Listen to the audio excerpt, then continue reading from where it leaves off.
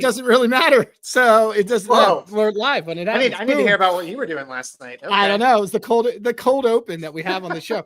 Welcome to Dad's Bet Baseball. I'm Adam Rosenberg. I am with my buddy Slippin' Jimmy, aka CJ. CJ, we got it to another point where we had 2 shows in a week. We went a little bit of like bookending our weeks, even though there are 10 episodes already of us. What's kind of on your mind as we are on getaway day today? We have games that I'm still sneaking bets in right now. I know. I like low-key love the Thursday slate, even though it's less games, because it gets you like, you don't have the Thursday night football mentality where I'm just going to unload everything on the stupid island, meaningless Panthers Titans game, but you get like 6 games to bet, but it's not so many that, you're kind of like getting lost and trying to figure out what you want to bet. It makes it a little bit easier. So Thursday slates, by the way, that's a plus EV move by MLB to have a smaller slate. It is. I was looking at, I had a lot of liability in my early part of it. And then I was like, that's kind of whatever. But I don't know. So baseball wise, what's kind of on your mind? Yeah. So other than me talking about wasting money on a Thursday night baseball game, the thing that's top of mind for me. So, you and I, we talk about this on the show. We have a site, handygraphs.com. We'll, maybe show this a little bit later here on the stream. But one of the things that you and I have really been adamant about when we're capping, for example, batter props, is recency. You've got to look for guys who are starting to get into form, or they're showing some signals that, hey, they're starting to see the ball better. They're making some contact. Other sports, it can, I think, kind of drift more or less to the mean and the medium. And baseball is no different, but there definitely is a true meaning to a hitter is starting to see the ball better. There's just too much data to kind of prove that otherwise. I don't know if there's anything you real quick want to talk about that on, especially because we'll get into this more about home runs, but you were the one last year that kind of introduced me and got me thinking more about, look, we got to be batting the swings like of these batters. No pun intended. This is a dad show, but like, what is your philosophy on that? Because then I want to talk a little bit about what I've noticed, in particular with this one split. So I will. So let me. Producer Spencer, can we put our thing on screen? It'll help a little bit. If not, it's okay. Oh, we can. Boom. All right. Handygraphs. For those of you that are watching, for those of you that are just listening, we are showing a chart that has color coded blue and red for conditions, which doesn't translate very well in an audio podcast, but it's fantastic if you have eyes. So my point here, though, is what I always go to on our site that I love is, and I will let you run with it, but I care about someone's recency. And here's an example that I really want to use right now. Chris Bubic. So Chris Bubic has excellent over the course of the season swing rates and chase rates. His last 3 weeks, his chase rate and his K rate have kind of gone down, which is a little alarming. And while everyone will say, hey, maybe that means you take a K rate under, if you go to our site and you go to the last 30 plate appearances, they're playing the Chicago White Sox today.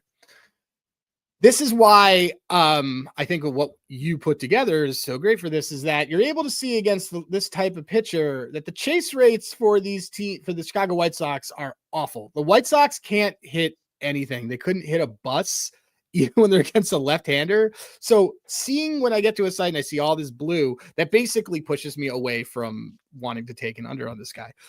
I mean, you feel very strongly about plate appearance stuff. There's some things that I want to showcase on this site about a team that I have on top of mind, but what were some things that you kind of wanted to add about plate appearances? So I like that you went to the pitcher to the batter, because I was going to go the reverse and talk a little bit about the batter starting with the batter and then going to the pitcher, which is, I want to highlight a guy that he's come under a lot of, and for good reason, some ridicule, which is Jock Peterson. Oh. So yesterday, I wrote about this, talked about, hey, I mean, big day for the second favorite Jewish baseball player right now. First is Alex Bregman. Yep. So Jock Peterson, though, and I'm just thinking about the, and I just said big day for the Jewish community as a joke of saying that the new pope was elected today too, by the way. It was Pope Bobby. Yeah. Always knew him. So Jock Peterson, yesterday I posted a play on Jock Peterson to hit a home run. And I also prefaced it by like, make sure you hold your nose. But there was real logic behind that, even for a guy that went 0 for 41 for a stretch this season. So if you go and show, like you've got him on the screen, right? If you click season, you'll see that if I'm just somebody that I'm not really following how a batter has been, appearing or hitting the ball lately, I'm going to look at that 133 average, the 176 BABIP, the 211 slugging and go, no chance. Why? Plus 600 was what he had for home run. His ISO yesterday. Is so bad. His ISO is so bad. 0.078. But he's got fly balls. Look at this. He does, and he has hard hits, and he has some barrels. Like the hard hit and the barrel rate is actually still in the season decent. But if you're just looking at the season stats and even thinking about this as, well, CJ, the season's still really young. Like these season stats are probably actually still going to be good from a recency standpoint. Why is this guy not plus 2,000 to hit a home run yesterday? And the reason that he's not plus 2,000 is if you go into the last 5, where you're kind of looking at his last 5 games. So one thing that I know really like to look at is how has this player been hitting in the last 2 series? And then also, if you go, for example, if you click right-handed pitching, I like to look at something you were also looking at there, which is what are between the last 30 to 60, 90 plate appearances. And what I will try to do is say, okay, from 90 to 60, from 60 to 90, am I seeing a trend that this batter is starting to hit the ball better? So if you start at like the last 90, it's all blue. I mean, I accidentally went to all 60, blue. But if you go from 60 to 30, you can see it right there. But he goes from 133 average, last 60, 156, last 30. Now we're up to, what is that? 256, 286, 280, almost 286. Yeah. His BABIP is off the charts too. His BABIP is at Aaron Judge levels. My point is that's why he's plus 600 to hit a home run, because this is the stuff that you need to be, I think, looking at a lot closer. I hit on Anthony Santander earlier this week with the same exact logic, which was, look, guy started really poorly. He's a good hitter. We've seen a lot of power from him in the past. He hit 40 plus home runs, I think, last year for the Orioles. Just had a really awful start. Wasn't seeing the ball well at all. And then you could kind of start to see, like, over the last 90, 60, 30 plate appearances, all of the signs that would be showing that he's starting to figure some stuff out were there. Map that then, if you go like to the starters page or just want to look at the starter he's facing, and you see, oh, this pitcher, for example, gives up, I think Santander was playing Anderson whenever I bet him. And it was I'm just pointing out that Soriano's not a bad matchup with his home run rate at home. Look at that. So there again, like 1.84. Especially against lefties. Too. I mean, no Santana. Yeah, so this actually might be a play. And it's exactly. Oh, look at that. So Anthony Santander, maybe he'll come up in our home run segment a little later. But anyways, I might be, now I'm kind of just riffing a little bit, but I don't know if there's any other things you want to add to that, Adam, but that's one thing that I feel like I have really embraced in the last probably 9 months or so is trying to like see that trend of somebody starting to kind of make better contact. And it's led to, I think, a lot more success with some of the batter props I'm playing. It has. And it also has allowed me, I want to just, so it's a good kind of way to get to a team that I've seen make great contact or just not make great contact. And that team is the Arizona Diamondbacks.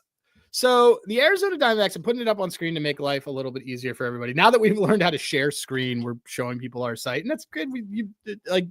We're no longer boomers, Adam. We're no longer boomers. Figure out how to share the screen. Yeah. A 110. So the Arizona Diamondbacks for the season have a 110 WRC plus. Over their last 2 weeks, it's like they basically, well, some of our data is not going. Oh, here it is. Last 2 weeks, 97, pretty mid. 3 weeks though, they were at 100. But for the season being only at 110, that's pretty mid. That's not crazy. It's good. It's not great. But this is again the thing that I wanted to talk about is that the last 2 weeks they have felt wildly mediocre.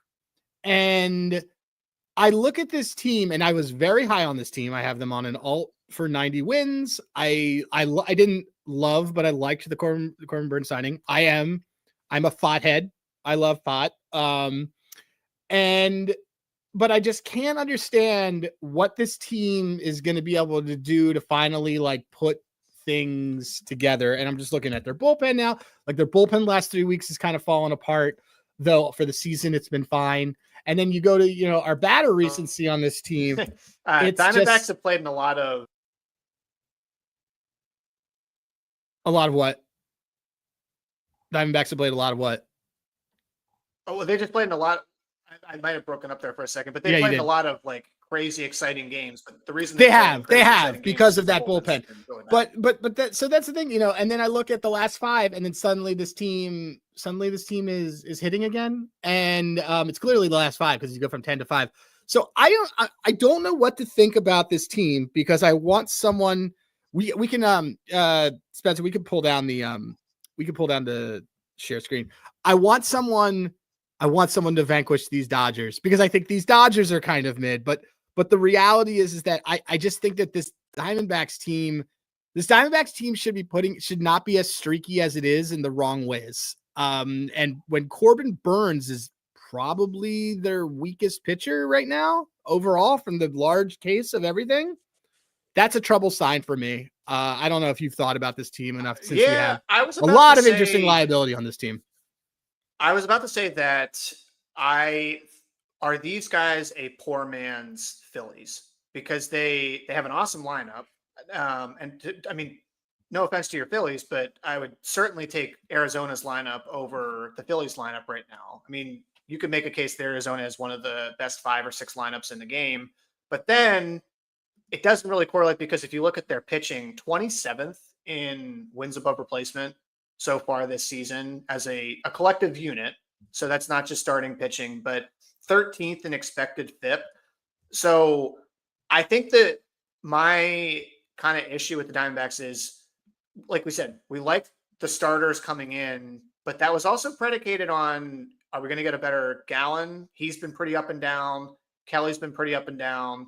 Burnes he started to seem to figure some things out. Now he got hurt. Was that also a phantom injury because his velo was down? Eno thinks it's his cutter. Eno thinks that he doesn't trust his cutter. Right. So he's still got, and Eno pointed this out too on Rates and Barrels, another great show that I would recommend to check out. But he mentioned that the cutter is going to save him in a lot of situations, which I do agree that does kind of raise his floor. But that's also a more fantasy baseball oriented show where they're just talking about like, is that somebody you're going to keep on your roster? For sure. You're still going to keep Corbin Burnes on your roster. But in terms of betting or backing this team, I could easily see him having a 3.5 to 4 ERA. And they need him to be better than that to kind of support some of the issues they've been having with their starting pitching. So there's also some guys here too, man, where like Naylor's in a contract year. They just extended Perdomo. I could see like them also potentially moving some pieces if they're a little bit out of it at the deadline.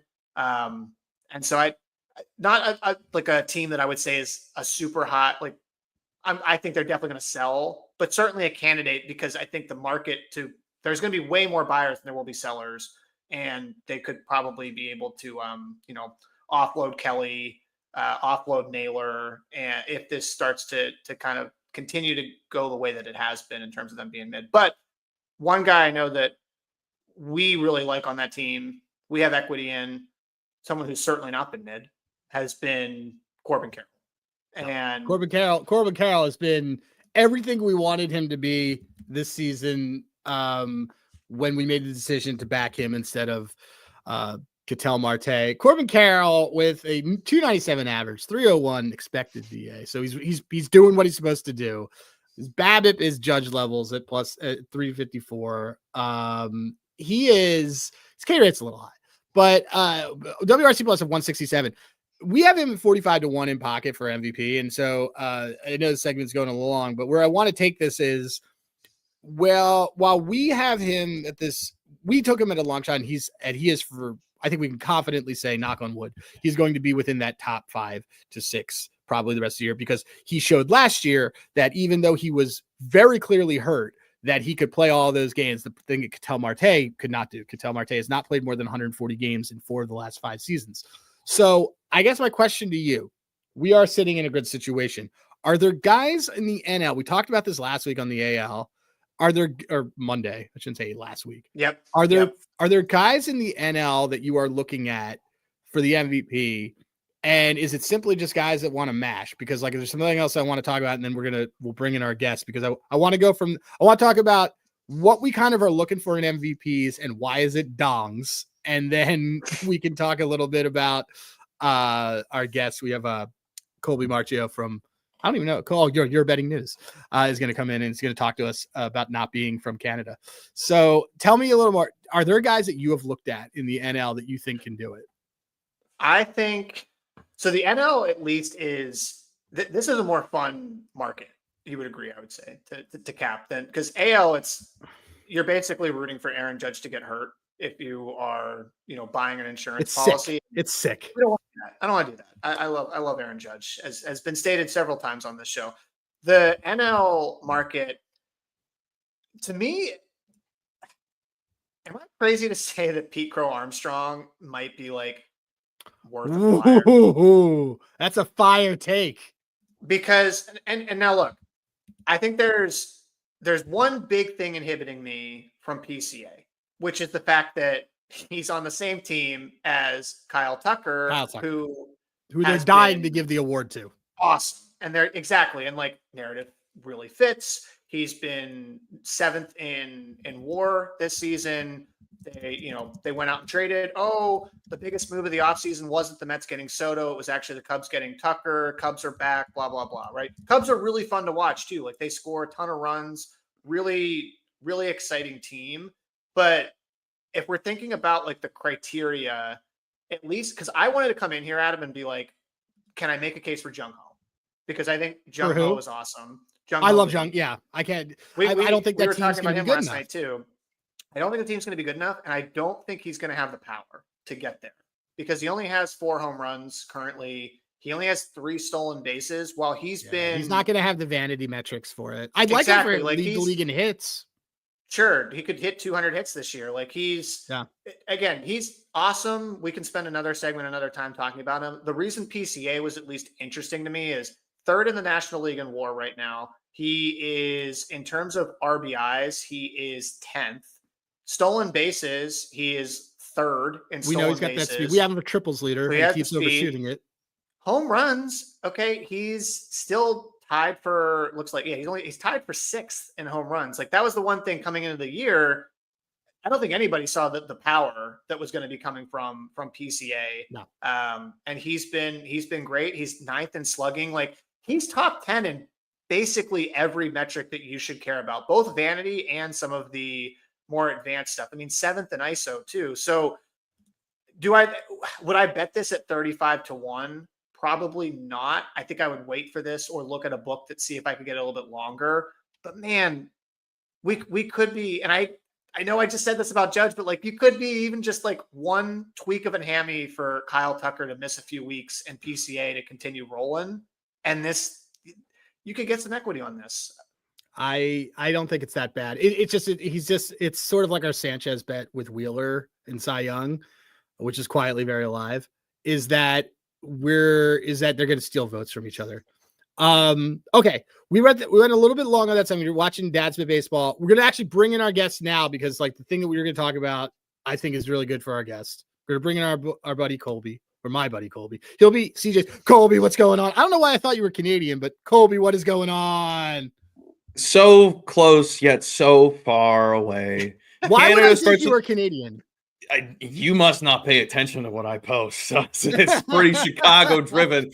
When I lived actually in the heart of it, I would post photos of it every day. So you really weren't looking. Yeah, I probably didn't. So it's funny, because for those of you, again, this doesn't translate as well to an audio listener, but a video listener would look right at you and be like, oh yeah, Colby's definitely from either Chicago. Like, he looks like a bratwurst with a mustache. Like, he is he absolutely. Colby, Italian sausage.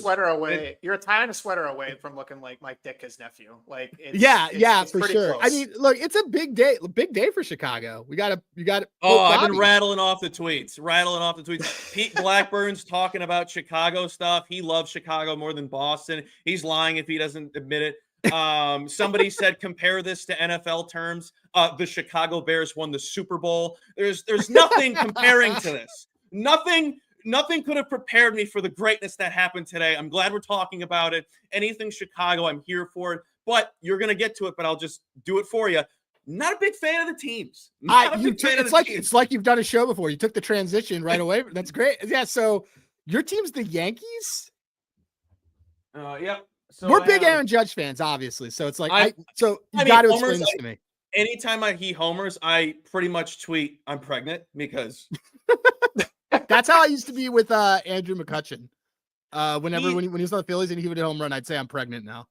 Because he's just and I love the weird people that don't get satire and don't get jokes that I'm kidding, and obviously I can't be impregnated. I'm a man. They're like, that's I don't really know. Did weird. You see the Arnold Schwarzenegger movie Junior? Because it happened. I wouldn't say this. It's like, isn't there a movie where Arnold gets impregnated? Yeah, Hollywood makes that possible. I didn't even know that was the thing. Oh yeah, dude. He says he's like, I'm going to be a mama, and it shows all right. Anyway, so okay, so wait, no, talk to me about Yankees. I want, like, who do you bet on this team? Because so we have a long running thing. We had Dane Martinez on here a couple weeks ago, and we really kind of came to the conclusion that CJ is not nearly as confrontational as I am. I will confrontationally just now rail on every podcast that stole our take that Aaron Judge is underrated. I think he's 100%. He is very underrated because everyone wants to talk about Ohtani and talk about the other guys or Kyle Tucker or anybody else like that. And no one notices that Aaron Judge does a lot of things more than hit home runs. So tell me about what market on this guy or any of them that you love betting on. And then how do you approach this team? Because you love betting this team. I'll answer your first question on how I'm a fan. I'll get that out of the way. Yeah. Tell me. So I've never been to New York. Never been to Yankees. It's even better. It's like Buddy the Elf becoming a fan of the Yankees. It's like so I've never been to New York, never been to the Yankee Stadium. Have I seen them play in person? Yes, of course. I've seen them multiple times in person. I have been a fan since 2004, so you can't call me a bandwagon fan. Also, what am I bandwagoning? They have one ring since I've really been alive to have seen it. I mean, you could kind of be a bandwagon fan because that was the year that they got A-Rod, and they were supposed to be like. That was when the Empire was probably at the peak Empire. 2004, I was 8 or going to be 8, so I was 7, and it was Sunday Night Baseball, and I think I said those pinstripes are doing something to me, so I became a fan through that. My father is a Cubs fan. I know you're probably like, well, what are your parents? Wow. My parents are sports fans. They like sports. My dad is basically my idol. He's the most neutral human being known to mankind. Like, if a person was Switzerland, it's my dad. He has never worn sports attire. He grew up a Cubs fan. He has Ernie Banks' autograph, met him, whatever. He's never been like, this is your team. I got to do whatever the hell I wanted growing up. So that's really how I became a Yankee fan. Really, they're the only team I actually care about. Do I care about the Bears? Sure, but I can't stand talking about the Bears because the only time people are having fun talking about the Bears is when we're talking about the draft because, hey, that's when your team does something to change from being bad to good, but they never turn it around. That's really how I became a Yankee fan. I got to be my own person. So, Colby, shout out to my parents. So you're saying that you became a Yankee fan because the pinstripes were doing something down there that you didn't know what that feeling was at that time because you moved 7 or 8. But you could argue, hey, there's a million other pinstripes out there. I really exactly. don't. That's where I was going. I mean, the Cubs literally have pinstripes. So the Cubs pinstripes didn't do it for you. The White Sox have pinstripes too. So do the Beagley boys on DuckTales. That doesn't mean that he's just going to be like not about anything. I don't remember what it was, but it was definitely a Red Sox Yankees Sunday Night Baseball, and from that I just became a fan. And I loved A-Rod. I loved Jeter. My favorite Yankee is Nick Swisher. Oh, that's a great dude. He's my favorite A. He was my favorite Oakland Athletic. It was the dapping up in Oakland. I was awesome. 9 years old. This is awesome. And what makes it even funnier is White Sox fans hate him. So it makes me love him even more. I wanted a Sox jersey of Swisher just to wear it to games so people could chirp me.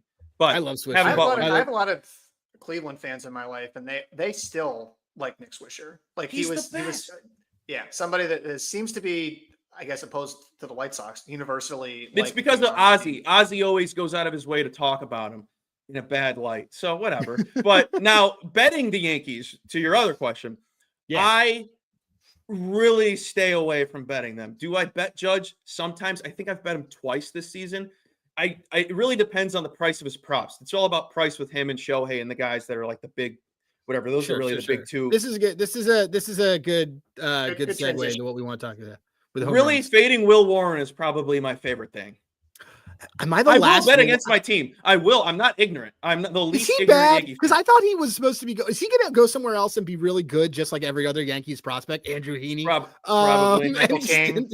Yeah, Michael King. Like, Well, you could argue that Jordan Montgomery sucks.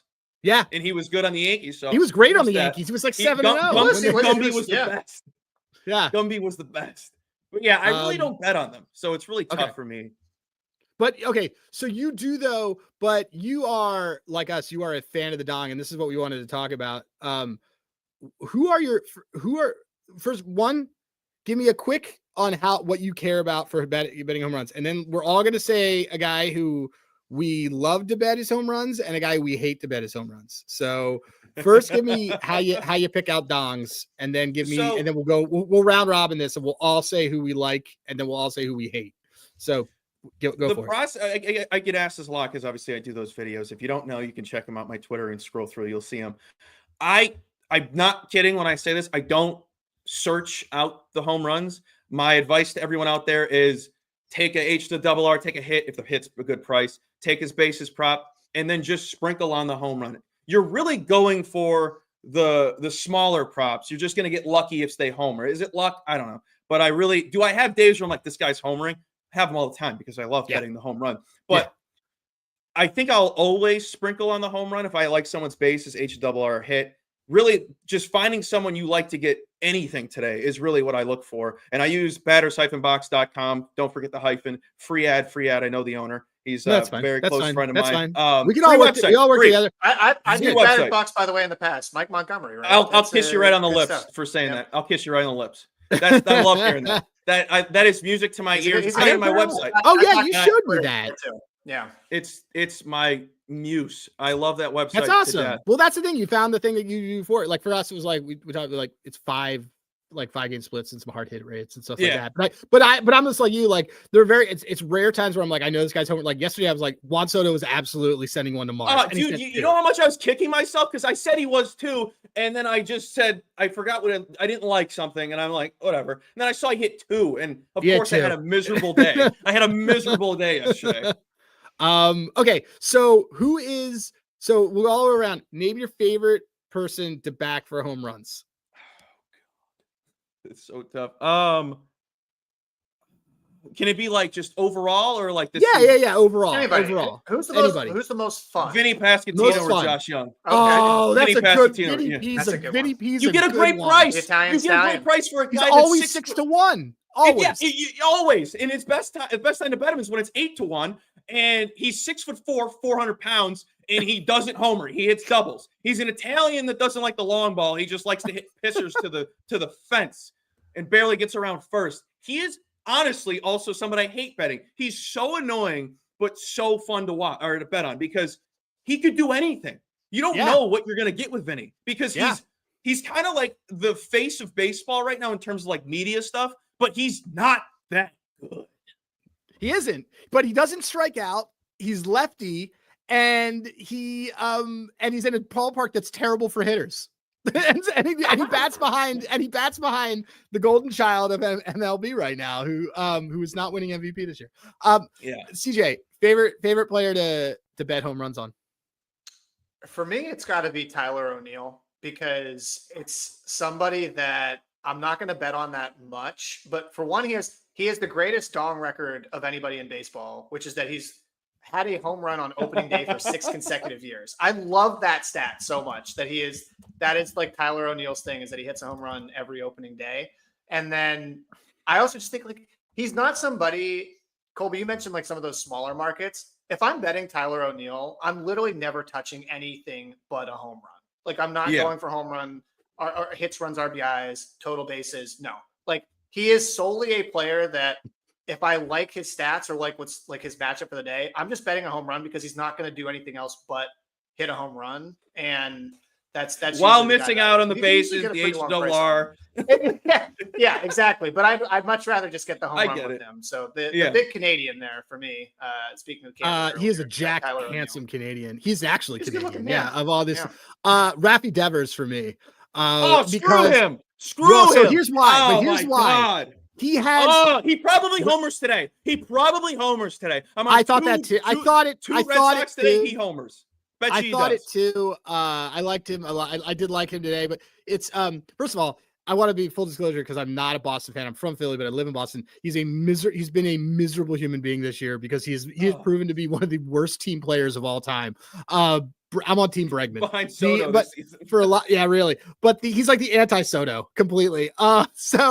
But my point is, but the thing is with him is that he has like daddy-like numbers against like Garrett Cole, Chris Bassett. He has like 50 at-bats against these guys who give up home runs. And so it's fantastic because in my group text, Justin Byers, whenever, doesn't even matter if you bet him, if Raffy Devers hits a home run, he just writes out Devers the entire way through. And it's just, it was appearing like a ton of times 2 summers ago. But yeah, he's my favorite. Who is your least favorite person to bet home runs on? It's probably Devers right now. Oh, really? Is it? Did he do it? No, he didn't do it. Okay. I don't know if I just haven't paid attention with him. It feels like that front leg is way further back than it's ever been. And I feel like that's his problem. Gravity because of his weight is so odd to me. He's like this. Yeah. And I'm like, move that foot up, bud. I mean, I'm not a professional hitting coach, but it looks pretty far back to me. An actual hate. I don't know. I can't think of one right now. I'll know. I'll let you know next time I'm on it. I'll put in my notes in my action card. This is who I'm talking about, Adam. This is who I'm talking about. CJ, who's I was just checking the box score there for you, Colby, too, and I saw 2 Red Sox runs, and I was praying that one of them was a Devers. Let me guess, it was Abreu. Not the case. I have Abreu. Now I have the tab closed, but I know Devers already walked in that one. He's, by the way, his stance, honestly, he looks with his weight looks like kind of like a discount Prince Fielder. I don't know. He really does. Whose son, by the way, played. Sorry to get us off topic. His son played yesterday, which makes me feel incredibly old. Yes, yeah, same. So, guy that I hate on betting, it's Julio Rodriguez for me, and it's not even a close because the ones where you get the most upset about betting home run props are the guys that like, it's like a Vladimir, like a Vladdy Jr., right? Like somebody who you go to their baseball savant page and it's just blood red. And you're like, oh my God, this guy's got 99th percentile in ISO, 96th percentile in slugging. Holy shit. He's killing the ball. This guy's going up against Ryan Nelson, who's given up 2.8 home runs per 9 versus right-handers.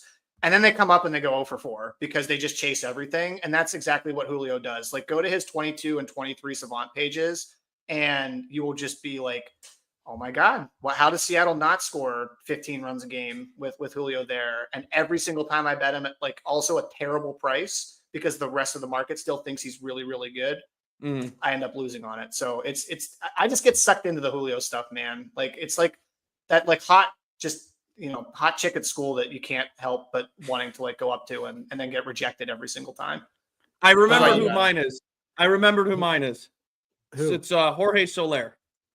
That's a good one. Oh, that's a good one too. One of the most iconic home runs of all time. I think I'm on the wrong side of him every time I bet him. He's probably hit 1 for me. And I've been on him for 3+ years, probably. Doing this full time. I hate being on him. I'll be like, oh, the trends look so good. And then sure enough, yesterday, forgot I was on him yesterday. Screw him. Or the day before. Mine is probably Jordan.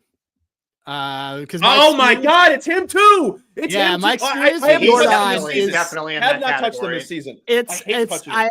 First of all, I gotta say this to all of Twitter. I don't know what you see in the guy. He's terrible this season. He's got no protection. He has had his regular May injury, so he'll be out until June, like he does every single year. He's right on cue every year.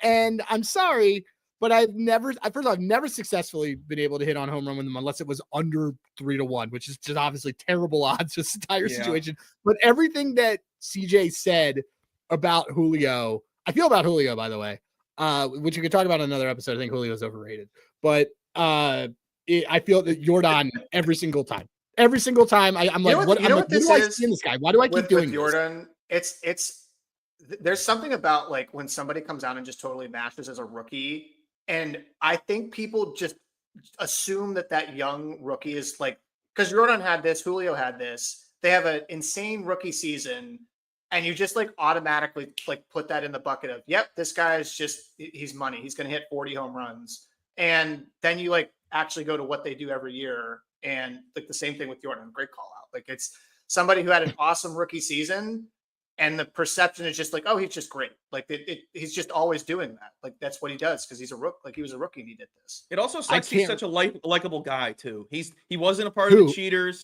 Jordan. Oh yeah, he wasn't. He's so likable. Yeah, he's also a gigantic human being. Like a gigantic. That's also the other thing. He's like the lefty Judge. Right. But he's not. No, I completely agree. But he's not. Yeah. He's not. So, okay, we got final question. Final question is a real quick one for you though. Colby, you've been awesome. Thank you. What are you though hiding because of this mustache? Like you can tell us. I'll tell you the story and then I'll just tell it. So no. I'm trying to figure out which one's the better route. I'll just go with when you sent me these questions, I told my girlfriend about the mustache one and she goes, I'll think of an answer for you. So she's the one that told me to grow it out 2 years ago. And then I fell in love with it. Like I was so anti-mustache. I grew it out. I was like, I'm like, I look better with this on. I've gotten so many compliments. I don't care if they're from men mostly. So many compliments from the fellas. Shout out to the fellas. Fellas are awesome.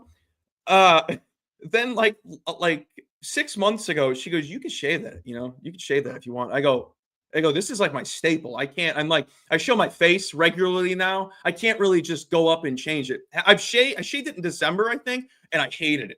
I look like I'm 12, which is good because Marchio jeans are fantastic. We look young forever, but I don't need to look 20. I'm pushing 30. I should look 30. Some woman. Another side story. I was at the store the other week, and this woman goes, do you play sports? I was like, huh? She's like, do you play sports? I'm like, lady, I'm 30. And she's like, oh, you look like a hockey player, like the mustache and the hair. And I was like, I haven't played a sport since 2019. I do mustache for the summer because my wife's like super into it when I do it. And then when it gets to the winter, she's just like, she just remembers that, no, she wants it to be, she's like, go back to the beard, and we move from there. But so, Colby, this is awesome. Tell everybody where they can find you. You can find me right below my head. It's Colby. I almost said my old Twitter at Colby M Betts, rebranded. It's not C_MARCHIO2 anymore. It's Colby M Betts. Really easy to remember. I go live pretty much almost every single day except Mondays on the weekends. I am on. Shout out to you, Adam. Now, because of you, I am live every 1 o'clock Eastern on VSiN, giving out my baseball. I love it. You're the best, man. Thank you. Appreciate the shout out. I'm glad I didn't suck. Like that would have been no. Dude, I trust you. That's why I recommended you. But yeah, I do the pickoff Tuesday, Thursdays. Just got done with the pickoff of the early on. We sweated out the Yerfie and the O's Twins game. Tuesdays at 4 o'clock, sometimes 3:30 Eastern. Actually, it's Central. Excuse me. I get the times mixed up. But Wednesday, Friday, up your units with my co-host Shaggy Betts. That's where you can love find it. Nice, dude. Well, Colby, thanks for coming by, man. Of course, thank you guys. Slippin' Jimmy, great name, by the way. Yeah, thanks, Colby. Dude, that's first of all, also sweating a Yerfie is like, because everyone wants to sweat a Nerfie, and that's fine. Sweating a Yerfie is like sadist. It's pretty awesome. Who are the two teams you're sweating on, by the way, for this one? He was sweating on who was I don't know, but we won our Ober. I won the Ober K's because the Orioles are a turnstile. All right, let's bring in producer Spencer. We're gonna go straight to dad moves. Oh, look at that! The Abreu HRR and Greg Bates is catch.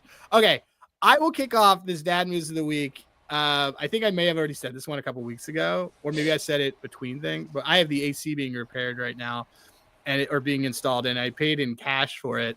And so the dad move of the week is to carry around cash, because you never know when you're going to meet somebody and they say, oh, this now costs 40% less than what it was because you happen to be having a Costanza wallet full of cash. So carry cash. I get it. This generation likes to do things with apps, but make your one trip to the bank and put all the cash. You may never use it, but you look really cool when you have it on you and you can pay for anything. That is my dad move of the week. Move to next time you come to New York City, Adam, you will probably save yourself like over $100 in service fees from just paying cash because everybody. That means we're going out. We're doing a night. We're going out. So fully support that dad move. Mine this week.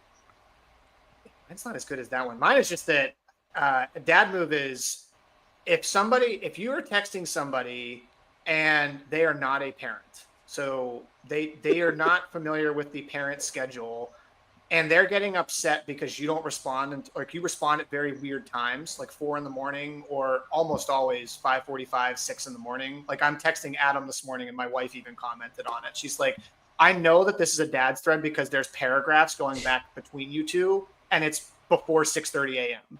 So we got up before our kids. That's what it was. So dad move is just if you have friends that don't have kids, just make sure they know that you will always get back. It's just going to likely be like before 6 a.m. or at weird times, and don't have people text you past 9 p.m.